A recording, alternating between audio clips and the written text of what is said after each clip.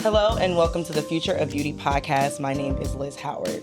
Today I have a very, very special guest. She was a 4-time salon owner who generated $1.2 million in revenue a year and then became a stay-at-home mom who lost everything. You know her as the girl who had it all, but I just know her as my big sister. Please welcome Bre Nicole. Hey. Hi, sister.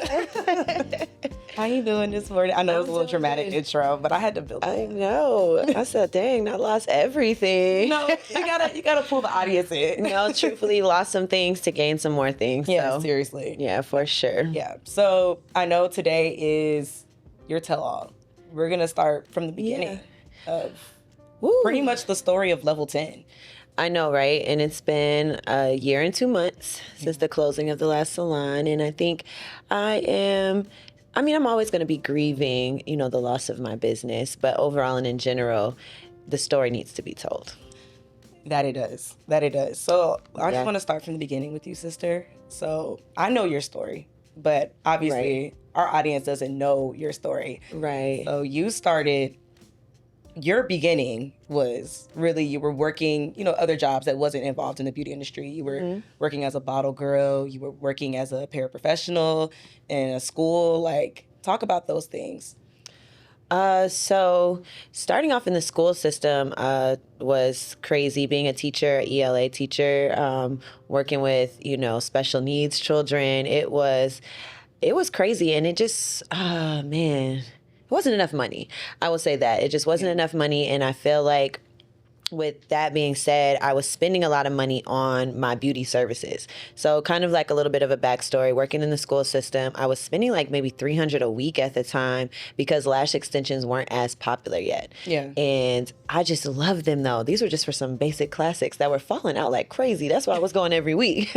No retention. Yeah, retention was horrible, but I wouldn't have known that. Yeah. And truthfully, that goes to show you how a lot of times we're working, different ended jobs where, we know how much money is coming in and we're spending it a little bit crazy. But that's a story for another day because there was no reason why I should have been spending that much on lashes. Seriously. But one day I just asked, I said, how much would it be for you to train me to do this? You know what I'm saying? Because I'm seeing how much I'm giving you. I'm understanding this. I'm, living at my mom's house, had this Toyota Corolla, and I'm like, I just need a better life. This just wasn't it. Mm-hmm. You know what I'm saying? And it's just like, when you think about it, it's like, oh, I'm a teacher, marry a teacher, and we both have these little bogus, not saying that, bogus incomes is really what I'm saying. Yeah. Not necessarily like, a bogus job, but it's just like, how do we really get ahead? I want to travel when I want to. I want to do, things just as I am now. When I want to do things, I want to get it done right then. And that's the beauty of making your own money and working extra, extra hard when you're younger in order to,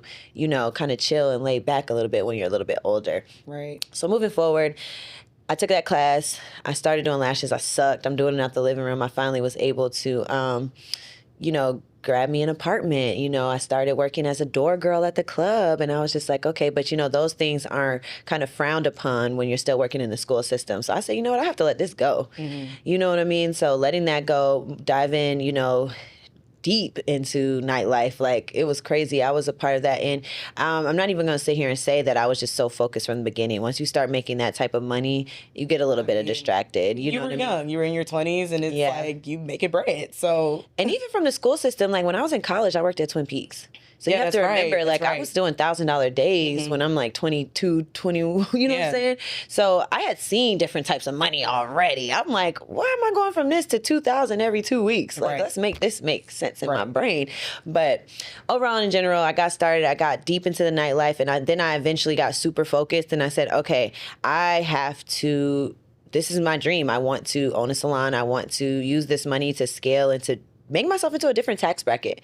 In my brain back then, I kept saying, like, if you want to meet a better guy, if you want to, have a different type of relationship, if you want to set your tone for your kids, your future, and all this other stuff, you got to put yourself in a different tax bracket. And that was really what was my motivation. Like, I just was thinking of my future family.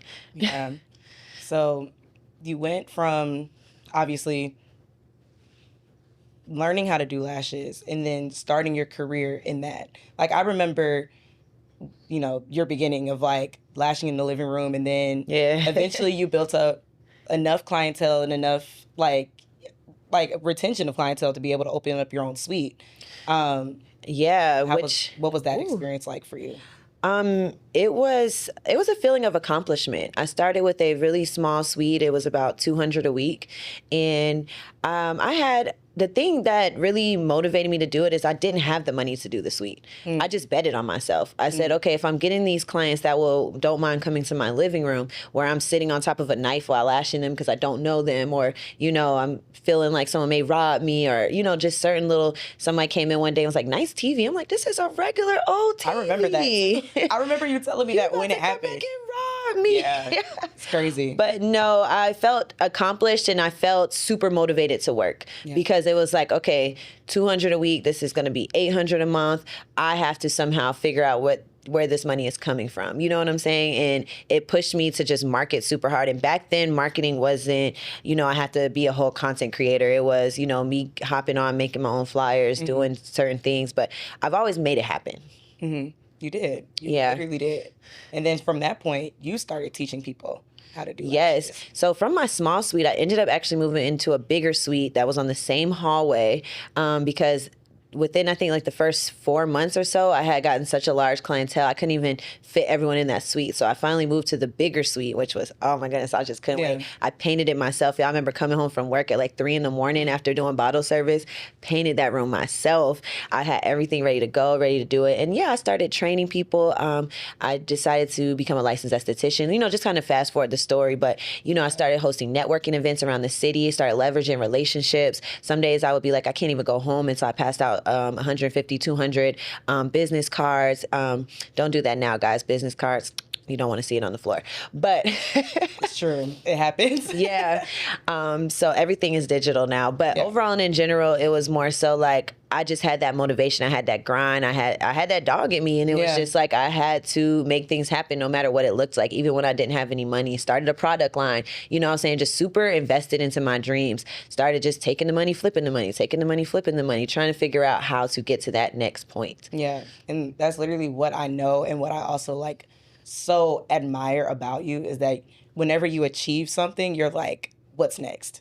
Always aiming for the next thing. And I think I get that from you personally. Okay, do you want to know something? This is just a little, tidbit. At Bedside Baptist on Sunday. Bedside Baptist. For real, at Bedside Baptist, I received a message from one of the pastors. I watched 3 pastors on Sunday. Busyness can also be the devil attacking you. Busyness can also be the devil attacking you. Sometimes we go from our blessing to our breakthrough and we don't take the time to sit in that. And when I look back at all this, as we get into this journey, I never really took the time to sit in those blessings. I was going through each breakthrough and I just kept moving. Like you said, it was always, what's next, what's next, what's next? Where it was, wow, I didn't even see what was right in front of you. You know what I'm saying? Just whoosh. Yeah. So many of things we could talk about today on this podcast, but I just feel like that is a super, super, super powerful message that a lot of us need to kind of sit in, especially as entrepreneurs. Yeah. Because God is going to bless us. What's for us is going to be for us. Yeah. And I don't always have to go out there. And that's why I feel like one of the situations that we're going to speak about today even happened to me. Right. Because I was moving too fast. Yeah. In that busyness, in that fastness. Yeah. So getting to that point, because I know we wanted to give at least a little bit of backstory for you. So getting to that point where you decided that you're gonna be a salon owner. You want to have more than just you working under your brand. And I know originally it was not Level 10. It was the Glamour District. When I went to esthetician school, I decided to rebrand to something that could be more timeless, something that I felt was more brandable, like a Nike, you know what I'm saying? So I was just like, okay, level 10 can be salon suites, level 10 can be beauty bars, level 10 can be a product line. I just felt like the Glamour District was too narrowed in. Level 10 could have barbers in it. It could be a barber shop. Like, you know what I mean? It was more gender neutral. It was gender neutral. The colors were more classic. I felt like it was very brandable. I felt like the Glamour District was just not, I had a glitter logo. Please. Well, I feel like back then that was very popular. Though it was like those sorts of but trends. It was it was trendy, but the thing is trendy isn't sustainable. Yeah. I think you made the right call for sure. Sure. So once I decided to super get serious, if you knew me and you was around me, I'm going to have a salon. Whether you believed in me or not, you guys saw the results. And I locked in and I locked down, and Level 10 was created. Yeah. And creating Level 10, the first location on Roswell Road. Yeah. That was a huge accomplishment. It was. And it's so crazy how that actually came to me, right? Because if you also know me, Hustler of the Year, child, Hustler of the Year, I had Paluxy. Paluxy Official was my lingerie, swimsuit, and activewear line. I was actually doing really well with Paluxy. Mm-hmm. I was selling swimsuits at the trunk. It was a pool party every summer. But no, probably generating close to $10K a month with Paluxy, just off of organic sales, not even running ads, things like that. Just, me working in the club, me being at those places. But I was all over, my money was all over the place. Yeah. And when your money's all over the place, you don't really know where it's going, how much is coming in, things of that sort. So when I finally locked in and I said, I think I have enough money to open a salon, started to get my finances straight, trying to see where my money's going. And I said, I have to make one decision or the other. Yeah. It either has to be a salon or it has to be Paluxy. And I locked in with a super popular commercial realtor in Atlanta, right? Where you had to sign a contract and everything. And I'm like, yeah, I'm ready. Like, yeah. That was at the top of 2021. Mm-hmm. And it was at the end of 2020, actually. And starting 2021, she just wasn't giving me no results. And I'm like, what is going on? And so this is why I said God bought the salon to me. And I say that because all of 2021, she isn't giving me any results. I'm calling her. I had a client who's a commercial realtor. I did her brows. Shout out to Armika. My girl for life. She goes, I'll just help you. Like, you know what I'm saying? She was just like, I got you if I keep out. Shout out to my girl Dominique, because one thing about Dominique, she's so supportive, and she was looking out. Everyone was looking out for me, right? Everyone's searching and just trying to get this perfect location. And if you're looking for a location right now, we can't do it ourselves. You have to have a commercial realtor. Like, that's just point blank, period. We drive by and take pictures. They ain't answering for us, y'all. Mm-hmm. But anywho, moving forward, fast forward to September 2021. I'm in the worst depression. Things just happening, like I'm not even going to speak on. And I had just bought my dog, Kenzo. And I went to pick him up. He came from overseas. I picked him up in Miami. And I'm talking to my friend who has an amazing clothing line now. And she's like, talking about these vendors in LA where I can custom design swimsuits. And I'm like, oh my goodness. I said, I'm going to LA. Y'all, I hop my butt on a flight. I go out to LA Fashion District. I paid a mentor. It's all about mentorship, y'all. I paid a mentor who met me out there, who navigated me through the whole process. She introduced me to different people. And oh my goodness, I have all these designs. I'm about to hand them $10K cash to go ahead and launch my own swimsuit thing. Because at this point, I'm not getting a salon, right? That's what I said in my brain. Yeah. Girl, before I handed them that cash, Armika called me. Dominique actually found the location. She said it was empty. She sent pictures. I sent it to Armika. She called me. She said, we got the lease. I said, who? She said, we got the lease. Give me that $10K back. We got stuff to do. Hand it over. I was actually turning 30 that year, and I said I wanted to have, something by 30. I did not want to be in the club. And I opened my salon for my 30th birthday, November 12th, 2021, and it was a celebration, and it was beautiful. And it made me a lot of money fast. Mm-hmm. Woo! Yeah. I think that is where what you said earlier was like, you weren't able to sit in that because of what your mindset was then, of just being like, okay, I achieved this. What's next? Like, you were always a risk taker. Like, you took a risk with me. I did. Like, if y'all don't know, like, my start in the beauty industry is because of my sister. And she took a risk with me and my old roommate, teaching us how to lash for free, teaching us how to do brows for free, to become employees at the salon. And that could have easily flopped. Easily, for sure. And I think more so because I needed people I trusted. Yeah. I wrote it out. Everyone writes out their business plans, their dreams, their goals, and how they envision certain things. But I couldn't, in my wildest dreams, imagine opening 4 salons, period. Yeah. I'm going to just say that I was just grateful, super, super blessed, and happy with one. And I just needed someone there that was me, that I trusted. And that's nothing but my sister. I can't even sit there. And it's just been such a blessing, to have her on this ride. She knows everything. She knows everything. I know bro.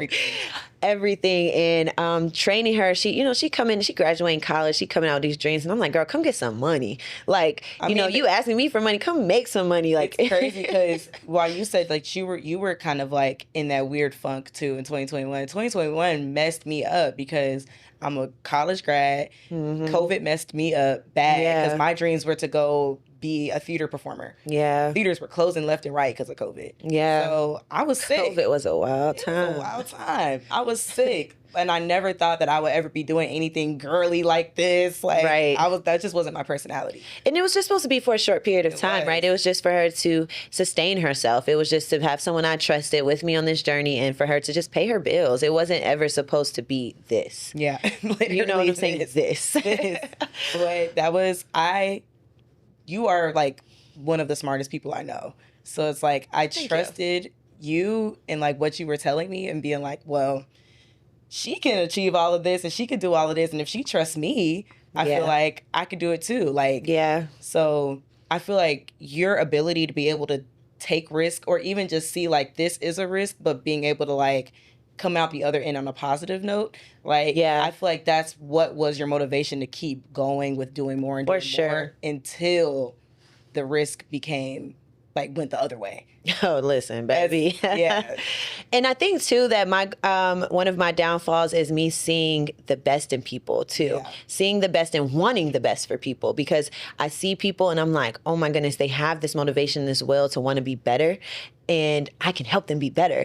But the thing is, I can't. Everyone does not have the same work ethic as me. Everyone doesn't have the same mindset as me. Everyone doesn't have the same God-aligned heart as me. And I always am always trying to, and that's what made it so hard for me to hire and fire. That's what made it so hard for me to make sound business decisions. And, just certain things that I do see were, small ticks going down the line towards where we're at today. You're amazing at your craft, but are you making the money you deserve? Imagine turning your beauty skills into a brand that brings in $5 to $10K a month without burning out or second guessing yourself. My name is Liz Howard, a beauty professional turned brand strategist, and I've helped lash artists, brow artists, makeup artists, nail techs, estheticians, you name it, people just like you go from struggling to fully booked and finally able to create consistent income doing what they love. In my free live training, where beauty meets business, I'll show you exactly how to build a beauty brand that stands out online, attract clients who pay your worth, and turn your skills into a system that brings in $5 to $10K a month consistently. So whether you're just starting out or ready to scale, this live training will finally give you the roadmap to show you what you've been missing. So if you're ready to stop guessing and start growing, click below to secure your spot. This is where beauty meets business and where your next level begins. Yeah, I mean, honestly, just like red flags. Just like this person or this situation is not going in the direction I need it to go. Like, I mean, I know why y'all are here. So we're going to get right into it with that. So the scene, we have open Sandy Springs location. Everything is great. Everything's awesome. And you're like, I'm ready to scale even more. So I opened Smyrna. Fast forward, that's just another one of my salons. And then I decided I wanted to franchise. And franchising for me, it kind of just looked like all my girl boss dreams. I want 250 locations. I've researched all these other stuff. And, how to make it to 250 locations is not by chance. It's by strategy. And I went and got an evaluation of my business. I paid $20,000 for that. Got a whole franchise thing, and I was able to start selling franchises. So now we're here, and I just made a bad business decision, and I take accountability for that. Anything that I do, I always try to take accountability with myself. I sit with it, and that decision lost me $267,000. I'm not going to go all the way down to the cent, but close to $300,000. And I was scammed out of $300,000. And I truly, I stand by that. It was a scam. Yeah. this is literally like surviving Buckhead. Like this is yes the story. So my 4 locations, Sandy Springs, Smyrna, Buckhead, and Fayetteville. Fayetteville was a franchise. That one was just by chance. You know, I ended up closing down. We just closed that one. Smyrna, cool, just ended up closing it. Sandy Springs, I actually closed due to mold. I just want to just kind of give you guys a little bit of life lessons. You just want to make sure certain things, if you ever do open anything, just try to own your own building. Landlords are weird. They're iffy. They have more money to play in court than you. So me and Sandy Springs spent a lot of time in court over that mold, and eventually it just came to the decision, which actually I did win that one, but you know, Yeah. it is what it is. They still took matters into their own hands, basically. Yeah, so it is what it is. And then moving into Buckhead, I feel like that was where I started to see a lot of my problems when that location opened, because one thing about scaling is when you're scaling, your marketing has to scale and everyone has to be on the same page. So say Sandy Springs, we had 1,500 clients. I opened Smyrna, now Sandy Springs has maybe 1,000, Smyrna has 500. I opened Buckhead, now let's say Sandy Springs has 300, Buckhead has, you know, I'm not good at math, so you need to start adding this up for me. 500, 5, 6, 7, 8.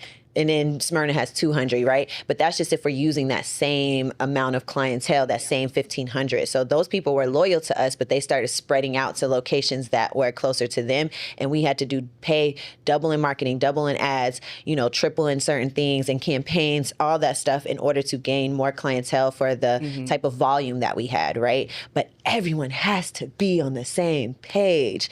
And when it comes to franchising, unfortunately, I cannot say that this location was a true franchise. It started off an agreement of that, but I ended up trying to help a friend. And that's why I said I made a bad business decision, because you should never help anyone that what can I say? It's just more so like it just wasn't equally yoked, right? Yes. But I can say, I'm not going to say not equally yoked, but it wasn't equally yoked because I mean, I would agree with that. It wasn't equally I don't want to equally yoked on the business knowledge in that sense, but she did come with some money. I can't sit there and say like the money wasn't there. Maybe not financially, but I would say even then too with because even drive. if you have a business, even if you have a business partner or if you have somebody there, as long as the money is there, it matches. But business drive. Yes. Business drive. I want to say business drive in that will to succeed over time versus quickly. Because when you open up a salon, it takes 6 months to get the ball rolling, you know, the things happening, especially in Buckhead where it's med spa, salon city, things of that sort. But other than that, it was supposed to be agreement of a franchise. No contracts were ever signed because the credit wasn't there. I ended up signing the lease. Signing the lease means it's my salon. We were in agreement that I would sign this lease over to my business partner once her affairs were in order. Affairs took a little bit of time to get in order. I did pay for some things. She paid for some things. She did pay me back for some things. I still had to pay for some more things. It just ended up being like one of those things where we're just kind of helping each other throughout the sense, but the lease is in my name. Yeah. And I think that that's just where that main part is, because it's like legally we can everything is, we could do this, but at the end of the day, you can do it. Yeah, and it's all on me. And so my biggest mistake here was leaving it all in one person's hands because I was too busy. Too busy. Busyness Also, is the devil attacking you where you can't pay attention. I mean, if I could be honest, sister, you were just too trusting. Not even too trusting, like you just gave too many chances. Because very true. The red flags were there. Yes, employees were quitting. Things were happening. Like clients were complaining. And that's where I say that too, because even with franchises, it's like if you franchise a Chick-fil-A, you don't get to come in and change their menu. Right. If you can't change the prices of certain things, like yes, it may be a certain special or something like that, but you're not completely changing the dynamic of what the Chick-fil-A actually stands for. And that's the best way I could do that. You're not going to ever find a Chick-fil-A open on Sundays. It doesn't matter. It doesn't matter who owns that. It doesn't matter what franchisee, what manager, what whoever. It's never going to be open on Sundays. It's not the business model. Yeah, it's just not the business model. And so it was certain things that, like you said, maybe a little bit too trusting, maybe a little bit too just wanting to help, just wanting stuff to succeed and just wanting to keep flowing. And it just ended up costing me, it was a $300K loss. And y'all, I'm just going to be so quite honest, because I'm not going to sit here and speak on this much longer. I paid that debt. I let it go. I prayed on it. You know, we can go back and forth for days, but I think the truly heartbreaking piece of this was I was pregnant when a lot of this was going on. This was kind of one of my major decisions of why I wanted to close my Smyrna location and my Fayetteville location. Because like I said, Sandy Springs was already closed. That was July of 2024. No, July of 2023. Yeah. And really, we could have just kept on moving. But the stress levels that caused me when I found I was pregnant in December of 2023, moving in, all my salons operated still. Those 3 salons were still operating in 2024 while pregnant. I couldn't deal with that stress. Yeah. So when people ask, well, why did you close or what happened? And Smyrna, we were in like just different talks when it came to the lease and stuff. It's at the Battery. They want to sell it for a thing. It's not the best plaza over there, but yeah. It was just like, do I want to continue dealing with this stress? I'm dealing with the stress of this person. I'm coming up here, and they do have the same squatter laws that they have for commercial. They have it for commercial too. It was just a lot of stress. And I said, I don't have to deal with this.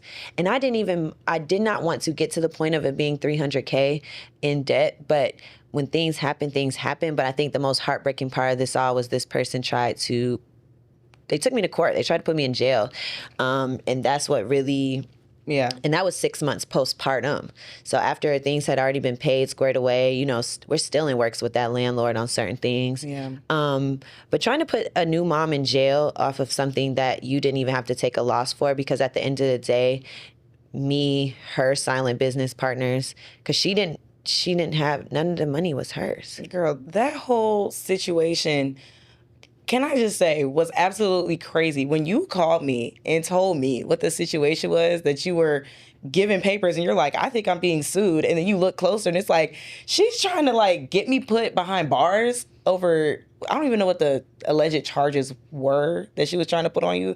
A fake franchise. Like something like, but like I said, scamming or something like that. But yeah, the judge threw it out, obviously. Because it was ridiculous. I'm just so far removed. I'm so past this. It bothers me because I still pray for people like that. And it's just like when you make bad business decisions, you just truly have to watch, even with friends, who you go into business with. And that's just is what it is. And I think that was just my sound decision of closing the other locations. I was sick of it. I was sick of hearing the complaints. My DMs still be flooded with certain people who, she took this money and this, I don't care. We can go on Level 10's page now. And it was like, truly a trickle-down effect onto the other locations as well, because people would go to other locations and almost like if they couldn't get a hold of you, they would air their grievances to me or like go down to Fayetteville. Like, they would pretty much just find whoever was closest to them to let them know what was going on. It was just truly heartbreaking, and I feel like with that one decision, it ruined everything. Yeah, I'm not going to lie to you. With that one decision, it ruined everything. But moving forward, we move. But I won in court. Yeah. I'm not in jail.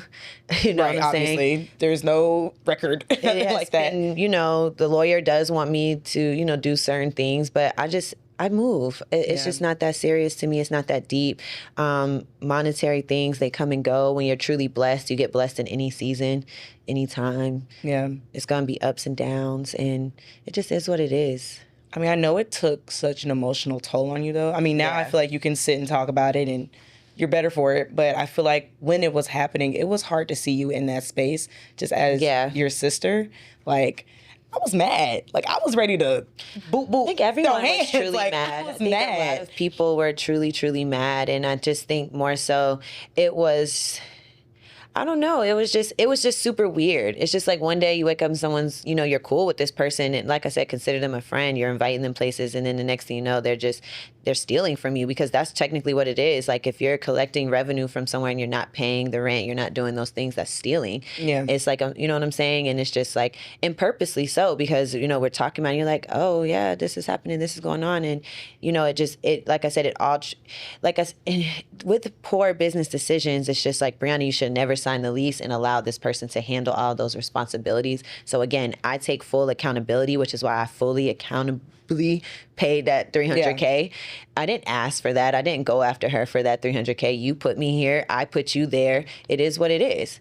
So I'm really the one who took the L here. Yeah. So at the end of the day, took that L. Salons are closed. It is what it is. I mean, it's a true, I mean, that's a testament to being like, protect yourself in business. 100%. No matter 100 million, who 1,000%. It doesn't matter who it is. Yeah. Doesn't matter, you know, any of those things. And it doesn't matter how fast you want to scale. You know what I'm saying? Anyone who comes to you should not be, just because they have the money or the money opportunity or someone that they could present you with. I think that was a great decision on my behalf. And I'm saying that, like I said, I've sat with myself because I wanted to scale to 250 locations so quickly. I didn't furtherly vet. And like I said, I knew this person and I kind of knew how she could get, you know what I'm saying? But at the same sense, I'm like, you know, I want to help this person. I want to, like, that's how I am, right? I'm like, I want to train you. I'm like, I'm taking you under a belt. But then I should have known from the beginning how certain stuff is, you know what I'm saying? So it just is what it is. I have to use my discernment better. And moving forward, I'll always use my discernment better because some losses are super expensive. Some losses are going to be, you know, mentally, physically, monetarily. But at the end of the day, it's all about taking accountability and learning how can you grow from that situation. So any other business I move forward, it's going to be a different type of vetting system. It doesn't matter. You could be a freaking billionaire. If our morals don't align, if our money management doesn't align, if our work ethic doesn't align, we're not meant to work together. And that's just it. I think using Chick-fil-A as an example again, like they make you work every position before you can even becoming a franchise owner. Because they need to know, like, do you really want this business? Like, you're not just going to come in and be like, oh, I own a Chick-fil-A, and you don't know nothing about the operations that goes on inside. Like, it's serious when it comes to business. And that's a huge, I mean, I'm sure they're like $1 billion company, maybe close to it. I mean, for sure. If not, Chick-fil-A. It's Chick-fil-A, right? So it's like, they're huge. Like, they'd have made $1 million off me. Okay. So it's like, they make so much money and they make sure there are no loose ends. So I feel like when it comes to like, it's like you're in a good position, like your business is doing great and you want to scale, like you have to make sure that all of your T's are crossed, all of your I's are all of your I's are dotted, because you never know what could happen. For sure. You never know. And that's just being new in business, right? And so at the end of the day, I scaled to 4 salons in 2 years. So it was, this would have been my 10th year in the beauty industry, but actually having storefront salons. And like I said, when I say storefront salons, I'm not talking about like, oh, we're around the back in the valley or something like that. Like true, actual storefront salons that are visible from the street, that are near major highways, that are in prime locations. That is next to major national brands too. Right, for sure. In plazas. And so that was key. It was a lot that came into keeping that open. It was a lot of work. It was a lot of different things. And truthfully, God needed me to slow down, sit down, and be out of that season for this next season. Because where I'm at now, I don't foresee me doing all that I was doing then now with baby Ava. I mean, that's another thing. Like having Ava completely changed your perspective on so many things. And I think it really slowed you down too. Because I needed to keep my stress levels low. That's why I said that was a deciding factor to actually close. I closed 2 months postpartum. So I gave birth in August. The last one closed October 1st. Like we had the rest of September. We were kind of clearing out. But so 2 months postpartum in the sense, and it did slow me down. I wanted to be present with my daughter.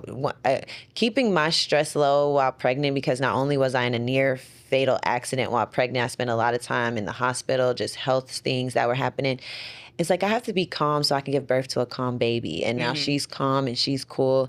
And becoming a stay-at-home mom, I love catering to my family. I love, being there for them with my bonus daughter, with my man. And that's just really what I needed. I'm still a business girl in mind, you know what I'm saying? Like I still get adrenaline rush, like 10K days, but I have to do that in a different capacity. I have to do that from home. I have to do that where I can still be present to cook dinner. And there's nothing wrong with that. There's nothing wrong with that at all. It's just crazy to see.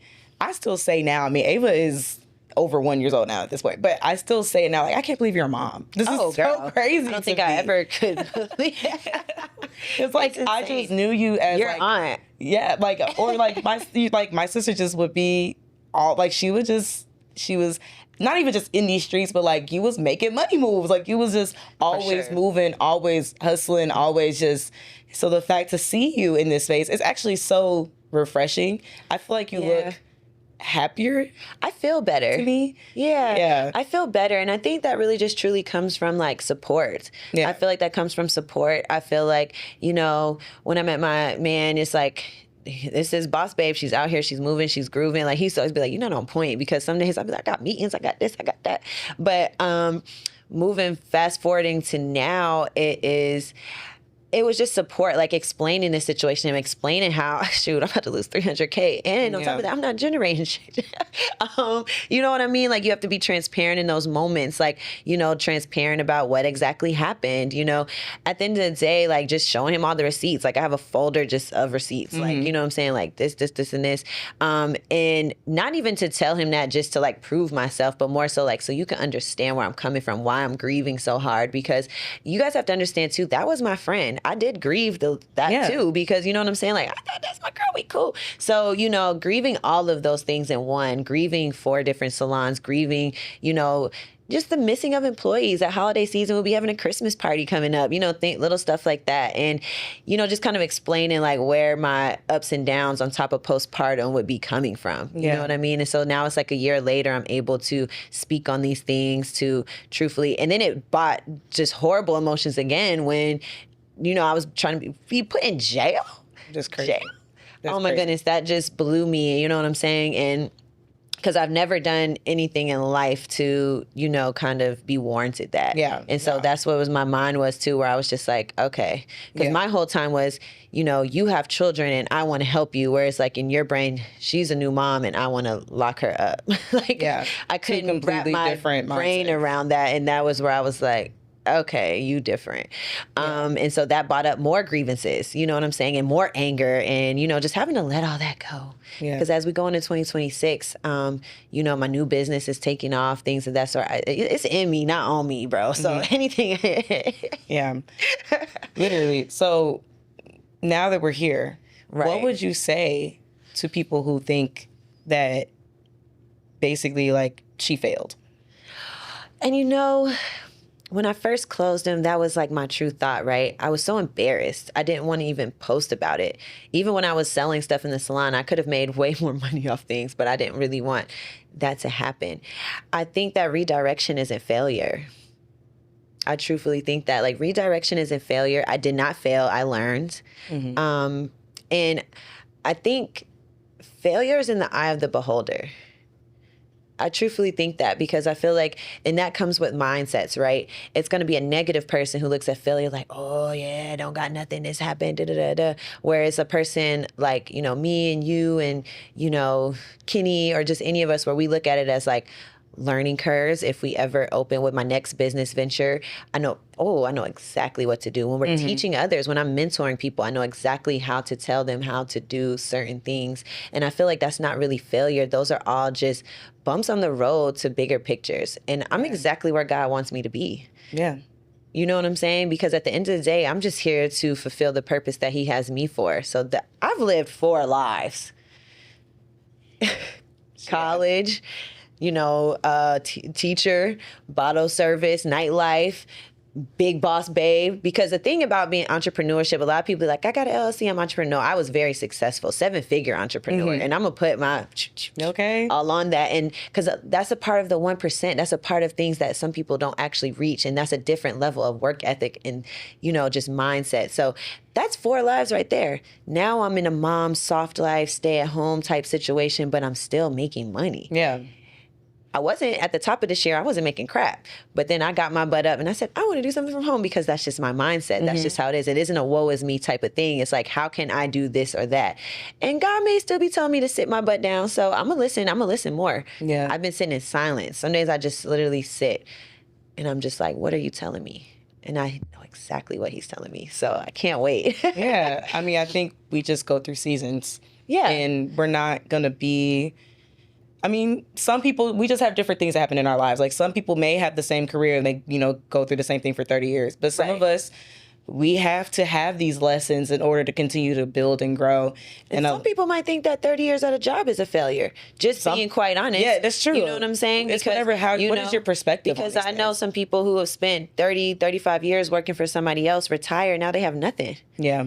And that sucks. Yeah. And I don't consider that a failure. I just consider that a knowledge issue, because you can't do what you don't know. Yeah. But at the end of the day, some people might consider that a failure. It's true. So at the end of the day, failure is in the eye of the beholder. Yeah. And I don't think any of us are failures. I simply think that we're doing what we know, or we're doing what we're capable of. Yeah. And we have to learn. And at one point, you're just going to have a mindset shift. Some of us have that mindset shift where we say, I want more. I want better. Yeah. I'm going to do the work. I'm going to sacrifice. I'm going to figure it the F out. Mm-hmm. But then some of us are just comfortable. Some of us are like, oh, I can't do that. Some of us are like, oh, my mama said don't touch no credit. No.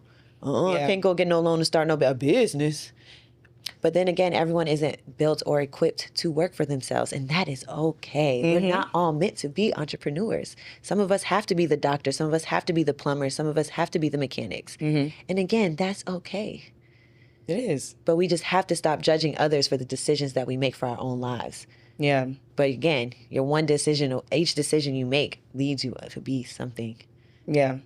That's your true. life. Your life is just full of your decisions. That's true. And I think social media, sometimes we think we are closer to people than we are. Oh my goodness. So girl. when we see, like, obviously, I'll use you as an example, like we see you living it and doing all these things and popping salons out left and right. And then we see what feels like or is perceived to be a failure. That is like, we feel like we know the whole story. We feel like we know, like, oh, well, this girl, she just was doing too much and she... you know, she met her match or whatever. Talking too, you know what I'm saying? I just let people talk. But I also think too, social media is just so deceitful. Mm-hmm. And I also feel like I'm just a human. I feel we like lose the humanity with social media, I think. We definitely lose the fact that we are people that make mistakes still. We are people that go through trials and tribulations still. Yeah. Just because you see all the glitz and glam. Yeah.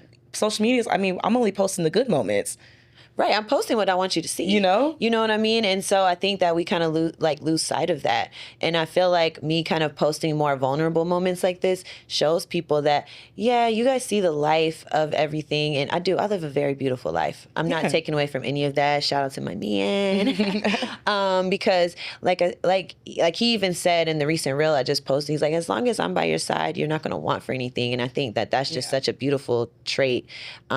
You know, and finding a man today, baby. But overall and in general, it's just we have to start putting more of those vulnerable moments out. We're all human. We all go through things. You know, this is to not take away from anyone else's story, because I know there are people out there going through more than me. It's just more so to clear the air on what my story actually was. I didn't even go too in depth because the fact of the matter is I'm just so far past it. And I just have more respect for myself to even get myself riled up like that. Yeah. Because it gets deep. It definitely gets deep. And I think you are better for it now. You've learned your lesson, and like you understand how to move as not even just like as a better human, but as a better business owner. Yeah. Like you just know. You know the things now. And I feel like it is growth to feel like you don't have to be vindictive or do like a tit for tat sort of thing. Or try to get your get back. Like it's just, we grown. We're just grown. And like I said, we're all just product of our decisions. Yeah. And so at the end of the day, I'm not going to sit here and place blame on any one person. I'm going to just take accountability for my decisions as, like I said, making a bad business move. And we move. Keep it moving. Yeah.